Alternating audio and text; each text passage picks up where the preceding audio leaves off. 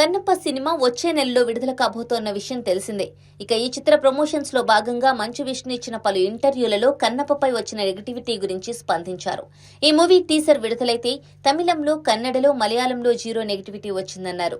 కానీ తెలుగులోనే 15 నుంచి 20% నెగటివిటీ మూటగట్టుకుందని అన్నారు. తెలుగు వాళ్లే కొందరు పనిగట్టుకుని నెగటివిటీని స్ప్రెడ్ చేస్తున్నారని మండిపడ్డారు. వాళ్లు ఏ సినిమాలనైనా ఇలాగే విమర్శిస్తూ ఉంటారని తెలిపారు.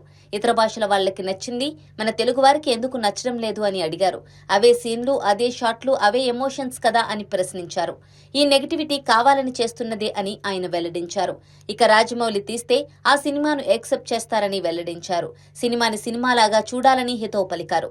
థియేటర్లో కూర్చొని దాన్ని ఎంజాయ్ చేయడం మానేసి తప్పులు వెతుకుతున్నారని తెలిపారు.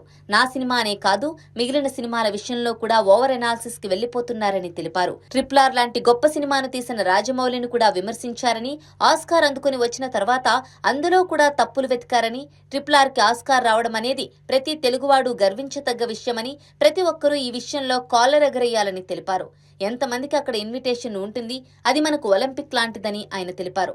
ఆస్కార్ గెలిచిన తర్వాత కూడా కొంతమంది విమర్శలు చేశారని, డబ్బులు ఖర్చు పెడితే ఆస్కార్ వస్తుంది కదా అని అన్నారని, నేను 200 కోట్ల రూపాయలు ఇస్తా, ఆస్కార్ తీసుకురండని సవాల్ విసిరారు. అది ఎవరికి సాధ్యం కాదు అని ఆయన తెలిపారు.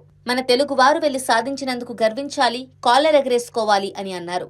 భారతదేశంలో ఎవరూ ఇలాంటి ఘనత సాధించలేదని, ఇండియాలో డైరెక్ట్ గా ఏ సినిమాకి ఆస్కార్ రాలేదని, సత్యజిత్ రేకి గౌరవంగా లైఫ్ టైం అచీవ్మెంట్ పురస్కారం అందించారు తప్పితే గాని ఆస్కార్ ఇవ్వలేదని ఆయన తెలిపారు. ఇండియాలో ఇండియా టెక్నీషియన్లు చేసిన ఏ మూవీకి ఆస్కార్ రాలేదని, కేవలం RRR కి మాత్రమే సాధ్యమైందన్నారు మంచు విష్ణు. మన తెలుగు పాటని ఆస్కార్ స్టేజ్ పై వేయడం, ప్రేమ్ రక్షిత్ మాస్టర్ కొరియోగ్రఫీ చేయడం, దానికన్నా గొప్పతనం ఏం కావాలి అంటూ ట్రోలర్స్ పై మండిపడ్డారు మంచు విష్ణు.